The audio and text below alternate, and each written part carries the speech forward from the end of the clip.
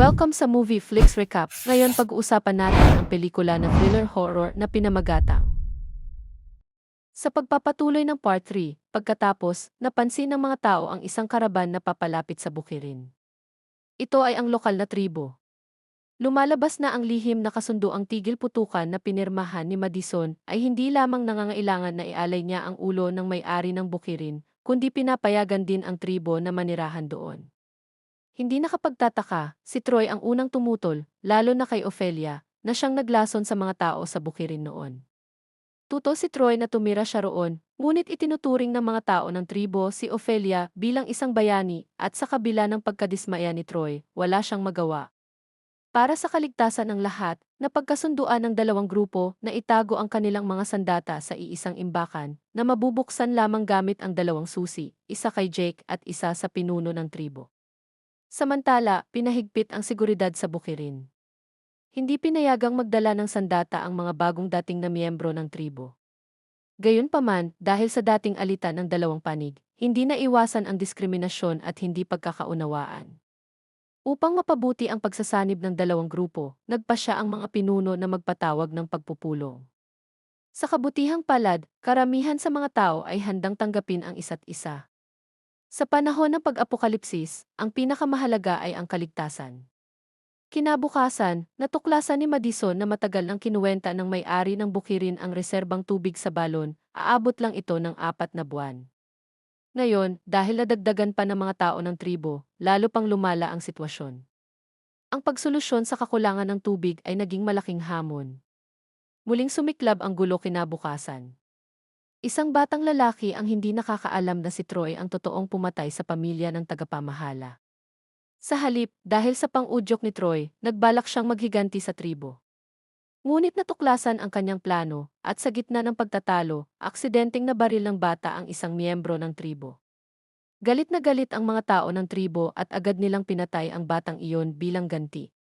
Sinamantala ng pinuno ng tribo ang pagkakataon at hiningi kay Jake ang susi ng imbakan ng sandata, at iniutos na isuko ng mga tao sa bukirin ang kanilang mga armas.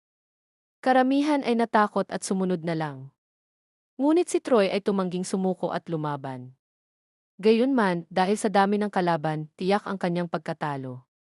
Upang mapakalma siya, sinenyasan ni Nick si Troy na manatili sa silid. Matagal silang nag-usap, ngunit walang nagbago kay Troy. Lalong lumala pa nang mawala ng pasensya ang mga tao ng tribo at mapaghinalaan si Nick na kakutsaba ni Troy. Nang umatake ang mga ito at muntik nang saksakin si Nick, biglang tinanggap ni Troy ang saksak gamit ang kanyang kamay.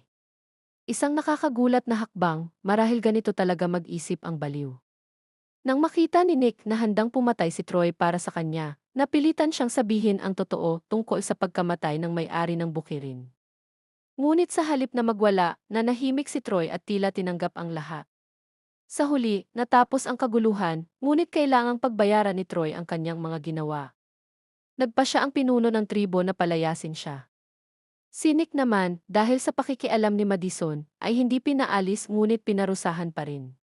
Sinamahan ni Madison at ng isang miyembro ng tribo si Troy palabas ng bukirin. Ngunit ayaw niyang iwan ang lugar kung saan siya lumaki. Habang nasa daan, sinaksak niya ang sarili niyang kamay at pinatumba ang kasama niyang bantay. Nagharap si Madison at Troy. Kung iba siguro, matatalo ni Troy, ngunit hindi si Madison. Akala ni Troy ay tunay na may malasakit sa kanya si Madison, ngunit nagkamali siya. Mahinahon siyang pinaalalahanan ni Madison na ang pinakamalaking kabiguan ng kanyang ama ay ang hindi nito kayang yakapin ang kapayapaan, at ngayon, may pagkakataon siyang gawin iyon.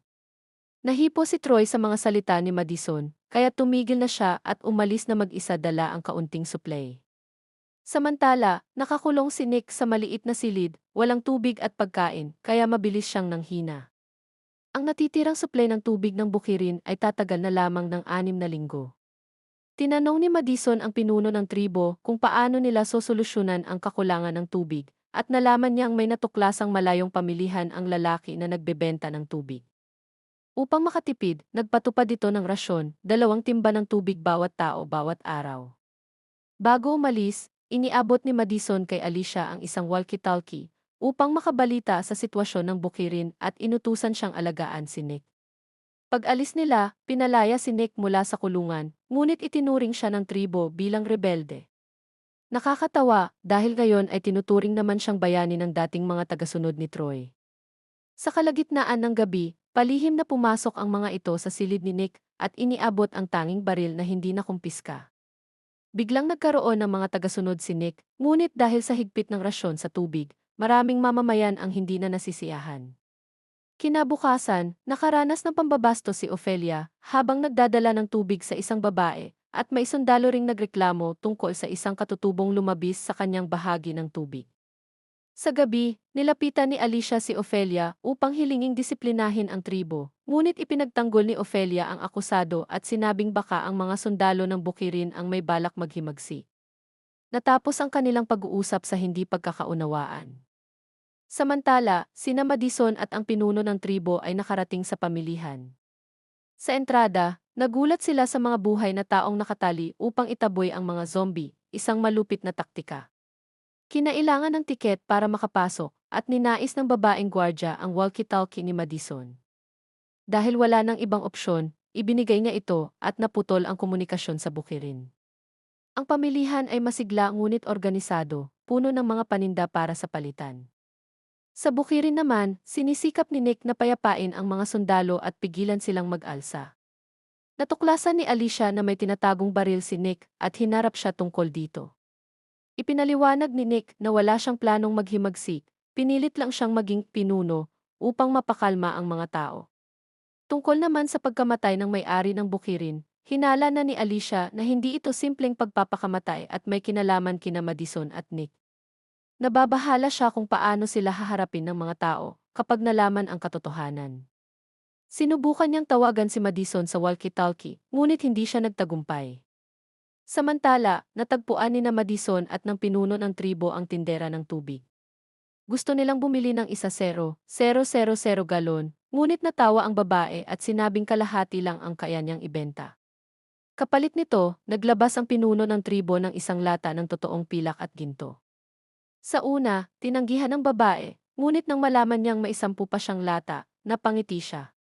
Bigla namang nagkaroon ng kaguluhan sa paligid. Napansin ni Madison na si Strand pala iyon, binubugbog sa sahig. Gusto sanang tumulong ni Madison, ngunit pinigilan siya ni Strand. Nalaman nilang ang mga umaatake ay mga tauhan ni John, ang pinuno ng pamilihan na nakaalitan ng pinuno ng tribo. Nang makita ng tindera na kilala ni Madison ang pinuno ng tribo, agad niyang binawi ang pakikipagpalitan sa takot. Ngunit kinuha ni Madison ang isang pala at nakipaglaban habang tumulong din ang pinuno ng tribo. Matapos ang magulong labanan, nakataka silang tatlo. Dinala ni Strand ang mga ito sa isang ligtas na lugar.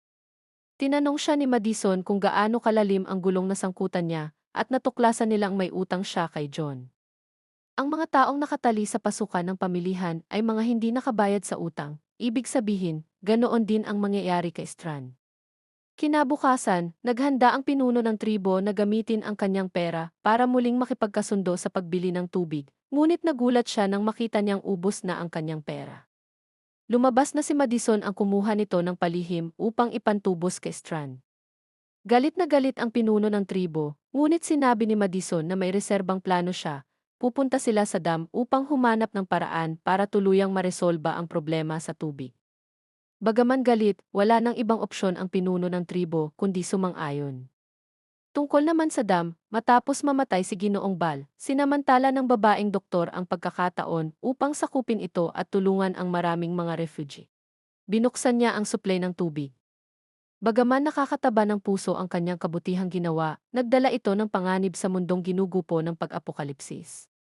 Dahil napakarami ng mga refugee, at ilan sa kanila ay walang utang na loob at mapang-abuso, may mga naging sakim at naghangad na sakupin ang dam. Malakas si Daniel sa labanan, ngunit nahirapan siyang kumilos laban sa mga refugee. Ang nagawa na lamang niya ay ilayo ang doktora mula sa gulo. Samantala sa bukirin, habang namimigay ng tubig, isang babae ang nagtangkang kumuha ng pangalawang timba. Hinimok siya ni Alicia na ibalik iyon, ngunit sa halip na sumunod, naging marahas ang babae. Habang papasabog na ang tensyon, napilitan si Alicia na ibunyag ang lihim tungkol sa matinding kakulangan sa tubig. Inasahan niyang ang katotohanan ito ay magbubuklod sa lahat, ngunit sa halip, lalo lamang itong nagpasimula ng mas malaking kaguluhan hanggang sa pumutok ang isang putok ng baril. Dumating sina Ophelia at ang kanyang armadong kasama upang awatin ang gulo. Nagbanta ang kasama niyang lalaki na kukunin nila ang balon, bagay na tinutulan ni Nick. Parehong matigas ang paninindigan ng dalawang panig. Kinuha pa ni Nick ang baril at naupo sa ibabaw ng balon. Sa oras na muntik nang sumiklab ang labanan, mabilis na namagitan si Ophelia upang pigilan ito. Binalaan ni Ophelia ang lahat na mapayapa man ang tribo, ay hangganan din ang kanilang pasensya. Dahil parehong humaharap sa kakulangan ng tubig ang dalawang grupo, sinubukan ni na Alicia at Nick na makahanap ng paraan upang maiwasan ang madugong labanan. Nakita ni Alicia ang ilang miyembro ng tribo na naghuhukay sa labas upang maghanap ng bagong pinagkukunan ng tubig sa ilalim ng lupa. Sa kabila ng mahirap na sitwasyon, may mga patuloy pa ring nagsisikap na baguhin ang kanilang kalagayan. Kinagabihan, nag-usap sina Nick at ang mga sundalo tungkol sa posibilidad na lusubin ang mga tao ng tribo upang mabawi ang kanilang mga sandata. Sa tingin nila, ito lamang ang paraan para hindi sila tuluyang maging bihag ng sitwasyon. Ngunit handa na rin ang mga katutubo. Kapag nagsimula ng digmaan si Nick, magkakaroon sila ng dahilan upang lumaban. Matagal na silang naghihintay ng pagkakataong makaganti. Habang papalapit na ang malaking labanan, nakita ni Nick si Alicia na naghuhukay ng tubig kasama ang mga katutubo. Ang ginawa ng kanyang kapatid ay nagpaunawa sa kanya, kaya't ibinaba niya ang baril at sumama sa paghukay. Sa harap ng parehong problema, alam niyang ang labanan ay magdudulot lamang ng kapwa pagkawasak. Ang ginawa ni na Alicia at Nick ay nakaimpluwensya sa iba, pati na rin kay Ophelia, at di nagtagal, marami na rin ang tumulong. Kung makakahanap man sila ng tubig o hindi, ang pagkakaisa ay nakatulong upang mabawasan ang tensyon ng dalawang panig. Samantala, sina Madison, Strand, at ang pinuno ng tribo ay nagmamaneho patungo sa dam, ngunit nakatagpo sila ng problema. Ang kalsada ay puno ng mga inabandonang sasakyan, at mas nakakatakot, maraming zombie ang naglalakad-lakad sa pagitan ng mga ito. Kailangan nilang gumamit ng talino kaysa lakas upang makalusot. Sa kabutihang palad, may karanasan si Strand sa ganitong sitwasyon. Inilabas niya ang isang remote control na gumagawa ng ingay upang ilihis ang atensyon ng mga zombie at matagumpay silang nakadaan. Makalipas ang ilang oras, nakarating sila sa isang abandonadong paradahan. Sinuri ni Strand ang paligid at nakakita ng maliit na kotse. Sa ilalim nito ay may pasukan papunta sa imburnal, ang daan ang dati niyang ginagamit mula sa dam papunta sa pamilihan. Ngunit napakabaho sa loob at halos hindi sila makahinga habang dahan-dahang naglalakad. Kahit pamilyar si Strand sa daan, napakadilim ng imburnal kaya madali silang maligaw. Nawala siya ng sandali, ngunit kalaunan ay natagpuan ang tamang daan. Habang naglalakad, sinabi niya kay Madison na buhay pa si Daniel, ngunit nasira ang kanilang relasyon dahil kay Ophelia. Sinabi naman ni Madison na maayos si Ophelia, kaya't nakahinga ng maluwag si Strand. Nang malapit na sila sa labasan ng imburnal, nakaharap nila ang isang namamagang zombie na nakasiksik sa lagusan, humaharang sa daan. Kinuha niya ang palakol at pinugutan ito ng ulo, pagkatapos ay tinadtad ang bangkay. Samantala, sa dam, nakaharap din si Daniel sa isang di inaasahang sitwasyon. Nagriyot ang mga refugee dahil sa tubig, kaya napilitan silang magpaputok upang itaboy ang mga ito. Matapos umatras, nakabalik si Daniel sa control station ng dam. Habang isinasara niya ang gate, napansin niyang papalapit sina Madison. Nang malaman niyang buhay pa ang kanyang anak, nabawasan ang bigat sa kanyang dibdib. Nakita ni Madison si Daniel at nagkaroon ng pag-asa na makakuha ng tubig. Naniniwala siyang papayag ang doktor na namamahala ng dam na tumulong sa kanila. Ngunit sa kanyang pagkagulat, tumanggi ang doktora.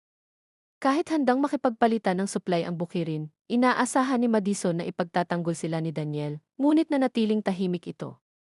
Nang gabing iyon, nag-usap si Madison at ang doktora, at doon niya naintindihan kung bakit ito tumanggi. Noong una, nagbibigay ng libre ng tubig ang doktora sa mga refugee, ngunit hindi niya inasahan ang labis na kasakiman ng tao. Kinalaunan, pinilit siya ng mga ito na isuko ang kontrol ng dam. Natatakot siya na kung makikitang nakikipagkasundo siya sa iba, muling magkakagulo. Sa mundong winasak ng apokalipsis, ang kabaitan ay isang bihirang bagay. Ngunit pinaalalahanan pa rin siya ni Madison na kailangang maging matatag kapag kinakailangan. Kinagabihan, nilapitan ni Daniel ang pinuno ng tribo upang pasalamatan siya sa pagliligtas kay Ophelia. Doon niya nalaman na isa ng bayani si Ophelia at maraming buhay na ang nailigtas nito. Naisip ni Daniel na hindi na inosente ang kanyang anak, natuto na rin itong pumatay upang mabuhay. Samantala, sinabi ni Madison kay Strand na tuluyang tumanggi ang doktora na makipagpalitan ng tubig, ngunit inalok siyang dalhin ang kanyang pamilya at si Ophelia sa dam. Tumanggi si Madison, hindi dahil ayaw niyang iwan ang bukirin, kundi dahil alam niyang ang sobrang kabaitan ng doktora ay hindi makakapagpanatili ng kapangyarihan sa dam. Kinabukasan, sa kabila ng lumalalang galit ng mga refugee, nagpa siya pa rin ang doktora na maghatid ng tubig sa lugar ng kaguluhan. Naniniwala siyang maiintindihan ng mga tao ang kanyang mabuting hangarin. Sinubukan siyang pigilan ni Daniel, ngunit nabigo, kaya't nagpa siyang manatili sa dam upang protektahan ito para sa kanya. Habang inihahanda ng doktora ang suplay ng tubig, isang lalaki ang nakatayo sa itaas ng dam, pinagmamasdan ang lahat. Sa kanyang mukha, tila may binabalak siyang paraan upang pigilan ang isang bagay na mangyari. Gayunpaman, naramdaman ng pinuno ng tribo na sayang lang ang oras kung mananatili pa sila roon. Sabik na siyang bumalik sa farm, naniniwalang ang pagkabigo sa pagkuha ng tubig ay kasalanan ni Madison at Strand. Ang una niyang balak pagbalik ay paalisin ang lahat ng tao ni Madison mula sa farm, mariing pinayuhan siya ni Madison na huwag iyon gawin, ngunit ayaw niyang makinig kahit isang salita. Habang nagpasya na ring umalis si Madison, biglang sumabog ang isang truck ng tubig na umakit ng ilang mga zombie sa paligid, ngunit matagumpay iyong naresolba ni Daniel.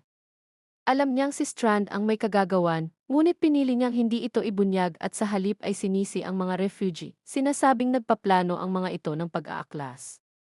Pagkatapos ng maliit na insidenteng iyon, sa wakas ay napagtanto ng doktora na kailangan nila ng mga armas para sa depensa, at pumayag siyang ipagpalit ang supply ng tubig kapalit ng mga sandata mula sa farm. Iminungkahi ni Madison na magdala ng isang truck ng tubig sa araw na iyon, at gawin ang formal na palitan sa merkado pagkalipas ng 5 araw. Gayunpaman, nagdagdag din ang doktora ng kondisyon na muling pagtagpuin sina Daniel at ang kanyang anak na babae. Sa huli, nagkasundo ang dalawang panig.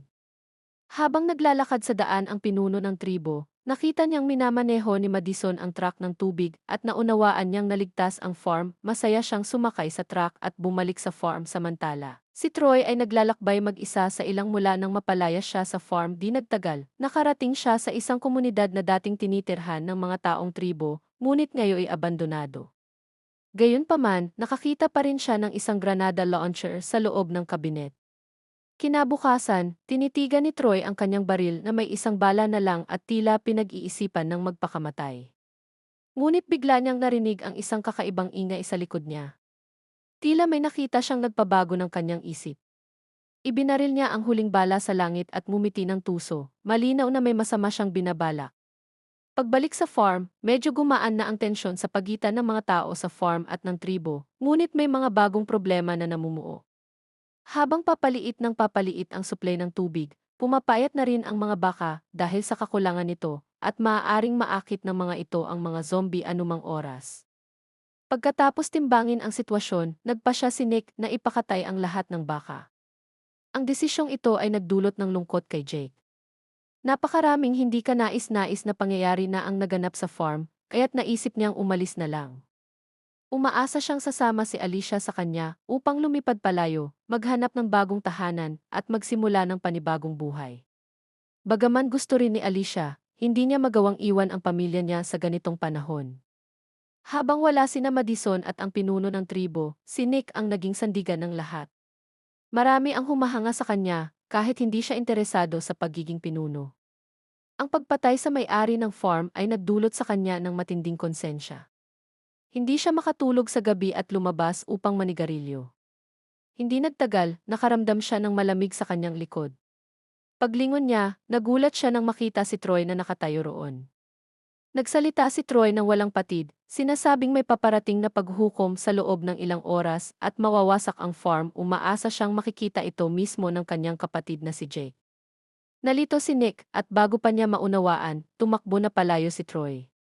Kinabukasan, nagtalo sina Jake at Alicia kung aalis ba sila sa farm o hindi. Sa galit, inakusahan ni Jake si Alicia na nilandi lang siya upang makuha ng pamilya nito ang kontrol sa farm, hindi naman ito ganap na walang basehan. Sa simula, may ganoong plano nga si Alicia, ngunit nauwi iyon sa totoong pag-ibig. Sa harap ng akusasyon, sobrang nasaktan si Alicia at hindi nakasagot. Dumating si Nick upang sabihin sa kanila na bumalik si Troy sa farm kagabi. Kilalang-kilala ni Jake ang kanyang kapatid, kaya alam niyang hindi ito magandang senyales, kaya't nagboluntaryo siyang samahan si Nick sa pagpapatrol. Bago sila umalis, siniguro ni Alicia na ipahayag ang tunay niyang damdamin kay Jake, kaya nagkaayos silang muli. Habang nagmamaneho palayo sa farm, hindi pa sila gaanong nakakalayo nang mapansin nila ang alikabok sa di kalayuan. Huminto sila upang silipin at laking gulat nila sa nakita. Sa isang libis, isang napakalaking hukbo ng mga zombie ang nagtitipon, patungong farm, pinangungunahan ni Troy na umaakit sa mga ito gamit ang malalakas na putok ng granada launcher. Ginamit nila ang walkie-talkie upang ipaalam kay Alicia na agad namang kumonsulta kay Ophelia para sa plano. Kadalasan ay tutol si Jake sa karahasan, ngunit sa pagkakataong ito, malinaw na sumobra na si Troy. Handa na siyang patayin ang sariling kapatid upang tapusin ang kabaliwang ito. Pinigilan siya ni Nick, alam niyang kung papatayin ni Jake si Troy, lalo lang siyang masasaktan. Habang tumitindi ang tensyon, walang takot na ibinulgar ni Troy na si Nick mismo ang pumatay sa kanilang ama. Ngunit nanatiling kalmado si Jake sa narinig. Marahil ang mas tumimo sa kanya ay ang katotohanang alam ni Alicia ang lahat, ngunit itinago ito sa kanya, dahilan upang madismaya siya. Nang akmang babarilin na ni Jake si Troy, biglang hinampas siya ni Nick ng baril sa ulo. Ngunit biglang lumitaw mula sa kawalan ang isang grupo ng mga zombie at sa kaguluhan, nakagat si Jake sa braso. Dahil sa takot na siya'y maging zombie, mabilis na pinutol ni Nick ang kanyang braso. Ngunit kailangan nila siyang madala agad sa doktor upang hindi siya mamatay sa labis na pagdurugo. Nagmadali silang tatlo pabalik sa farm habang ang dambuhalang hukbo ng mga zombie ay papalapit ng papalapit. Napagdesisyonan nilang ihanay ang lahat ng sasakyan upang harangin ang mga nakakatakot na nilalang na ito. Gayunpaman, sobrang dami ng mga zombie at hindi kayang tumbasan ng mga sasakyan ang lakas ng puwersa ng mga ito. Di nagtagal, nabutas ang mga harang at nagsimulang gumapang ang mga zombie sa ilalim ng mga sasakyan. Upang maprotektahan ang mga walang laban na tao sa farm, sumama sa labanan sina Alicia at Ophelia na parang mga lalaking mandirigma. Sa tindi ng pag-atake ng mga zombie, yumanig ang mga sasakyan at napilitan silang magkahiwa-hiwalay dahilan upang makapasok ang napakaraming zombie. Dahil wala nang ibang pagpipilian, nagtago ang lahat sa silid-imbakan. Gayunpaman, kulang ang mga supply sa loob upang tumagal ng matagal. Ang nakakatakot na sitwasyon sa labas, na ngayoy pinasok na ng mga zombie, ay nagdulot ng matinding takot sa lahat. Sa pamamagitan ng kanyang binoculars, nasaksihan ni Nick ang malagim na kalagayan ng farm, ngunit wala siyang magawa. Lalong lumala ang sitwasyon nang hindi agad nabigyan ng luna si Jake, kaya't kalaunan ay namatay siya at naging zombie. Dahil wala nang ibang paraan, napilitan si Troy na patayin ang sarili niyang kapatid. Matinding dagok ito kay Troy. Sa kawalan ng pag-asa, naisip niyang magpakamatay ngunit pinigilan siya ni Nick. Hindi pa oras para siya'y mamatay, kailangan pa nilang maghanap ng paraan upang mailigtas ang mga taong natrap sa farm. Pagkatapos ng kaguluhan, may ilan sa kanila ang nakagat ng zombie. Ang pagpapasya kung ano ang gagawin sa mga ito ay naging malaking problema. Lalong lumala ang sitwasyon nang hindi na gumana ang bentilador at ang saradong espasyo ay hindi na kayang suportahan ang napakaraming tao. Sa loob lamang ng ilang oras, mauubos ang hangin at lahat sila ay malulunod sa kakulangan ng oxygen, kahit hindi pa kumikilos ang mga zombie. Nagtipon sina Alicia, Ophelia, at ilang mahahalagang kasamahan upang pag-usapan ang mga estratehiya. May nagsabing dapat nilang linisin ang bentilador, ngunit hindi iyon magagawa agad, at natatakot silang hindi na sila aabot ng buhay. Habang wala ng ideya ang lahat, iminungkahi ni Alicia na isakripisyo ang mga nakagat ng zombie. Sa pamamagitan nito, mababawasan ng malaki ang paggamit ng oxygen at magkakaroon sila ng mas mahabang oras upang linisin ang bentilador. Ipinaliwanag ni Alicia sa lahat ang sitwasyon, umaasang kusang lalapit ang mga nakagat. Sa una, walang gustong umamin. Ngunit maya-maya, isang lalaki ang matapang na ipinakita ang kanyang sugat. Dahil dito, nagsimula ring tumayo ang iba pang mga biktima. Alam ng lahat na para mabuhay ang kanilang pamilya, kailangan nilang isakripisyo ang kanilang sarili. Sa kabutihang palad, may morphine sa silid-imbakan na maaari nilang iturok sa mga nahawaan upang tapusin ang kanilang buhay nang hindi masyadong masakit. Matapos ang pag-uusap, ipinagkatiwala kay Ophelia at isa pang kasama ang paglilinis ng bentilador, habang kay Alicia naman ang pagtupad sa tungkulin sa mga nahawaan. Ano man ang tawag dito, isa itong misyon ng pagpatay. Sa gitna ng lahat, nagpakatatag si Alicia at masakit man, tinapos niya ang buhay ng lahat ng nahawaan. Pagkatapos noon, naupo siya sa isang sulok, tulala at walang imik. Napansin ng isang mabait na matandang babae ang kanyang kalagayan at lumapit upang siya'y aluin. Bagaman kakaunti na lamang ang mga tao at bumaba na ang paggamit ng oxygen, naganap pa rin ang kinatatakutan. Unti-unting nanghina si Alicia at naging malabo ang kanyang isipan. Malinaw na nagsisimula na siyang kapusin sa hangin hanggang sa tuluyan siyang mapapikit. Maliban kay Alicia, lahat ng tao ay nagsibagsak na rin sa sahig. Pagkaraan ng ilang sandali, nagkamalay muli si Alicia, ngunit mas mapanganib na ang sitwasyon. Ang ilan na nawalan ng buhay dahil sa kakulangan ng hangin ay naging mga zombie na ngayon at inaatake siya. Sa kabutihang palad, nagawa ni Alicia na ipagtanggol ang sarili bagaman nawalan siya muli ng malay dahil sa sobrang pagod. Samantala, sina Ophelia at ang kanyang kasama ay natagpuan na ang bentilador na nabarahan pala ng isang zombie. Sa kapaligirang kulang sa oxygen, bawat kilos ay napakahirap. Sa huli, nagawa nilang alisin ang zombie at sa sumunod na sandali, muling umandar ang bentilador. Pumasok ang sariwang hangin sa silid-imbakan. Nagising si Alicia dahil sa pag-agos ng hangin, ngunit ilan sa mga nasa paligid niya ay naging mga zombie na. Matapos mailigtas ang matandang babae, kinuha ni Alicia ang baril at nagsimulang barilin ang mga zombie. Sa kabilang banda, sina Nick at Troy ay inilibing ang katawan ni Jake sa ilang. Labis na naapektuhan si Troy sa pagkamatay ng kanyang kapatid, ngunit pinayuhan siya ni Nick na mag-isip ng paraan upang mailigtas ang mga tao at tuparin ang kagustuhan ni Jake bilang pinakamagandang parangal sa kanya. Agad silang gumawa ng plano sa pagliligtas. Pumutok si Nick ng baril upang maakit ang pansin ng ilang zombie, pagkatapos ay nagmaneho patungo sa imbakan ng gasolina ng farm kung tama ang kanilang hinala, balak nilang pasabugin iyon at samantalahin ang kaguluhan upang mailigtas ang mga tao. Sumagasa ang sasakyan sa karamihan ng mga zombie, nagtilamsikan ang dugo sa paligid. Ang kakilakilabot ngunit kapanapanabik na eksenang ito ay tila nagbigay ng tuwa kay Troy. Ngunit hindi laging naaayon sa plano ang mga pangyayari. Napakalaki ng hukbo ng mga zombie at imposibleng gumawa ng daanan. Sa huli, na-block ang ruta at napilitan silang iwan ang sasakyan at tumakas patungo sa isang helikopter. Di nagtagal, pinalibutan ng mga zombie ang sasakyang panghimpapawid, tinanggalan sila ng pagkakataong makatakas. Habang sinusubukan nilang paandarin ang helikopter, napagtanto nilang sira ang makina at napaisip sila kung ano pa ang magagawa nilang paraan upang mabuhay. Biglang may malakas na pagsabog na nagmula sa direksyon ng bukirin. Nagkatinginan ang dalawa, litong-lito. Narinig din ni Alicia ang ingay at patuloy pa ring nakikipaglaban ng matindi laban sa mga zombie. Sa dami ng kalaban kumpara sa mga buhay, napunta siya sa isang napakadelikadong sitwasyon. Ngunit biglang, isa-isa nang bumagsak ang mga zombie sa paligid niya, pinagbabaril ng mga dumating na puwersa. Dumating na ang mga tagapagligtas, walang iba kundi si Madison at ang kanyang grupo. Nalampasan ang krisis sa loob ng storage room. Sa kasamaang palad, matapos ang magulong labanan, si Alicia na lamang ang nakaligtas. Samantala, dahil sa pagsabog, nailayo ang grupo ng mga zombie, kaya nakatakas sina Nick at Troy sa panganib. Sa gitna ng kaguluhan ng mga zombie, tuluyang nawasak ang bukirin. Plano ni Madison na pangunahan ang lahat papunta sa dam at sinabi kay Ophelia na buhay pa ang kanyang ama, si Daniel. Sa labis na tuwa, napaiyak si Ophelia nang malamang hindi pa patay ang kanyang ama. Si Alicia naman, nang malaman ang pagkamatay ng minamahal niyang si Jake, ay binalot ng matinding kalungkutan.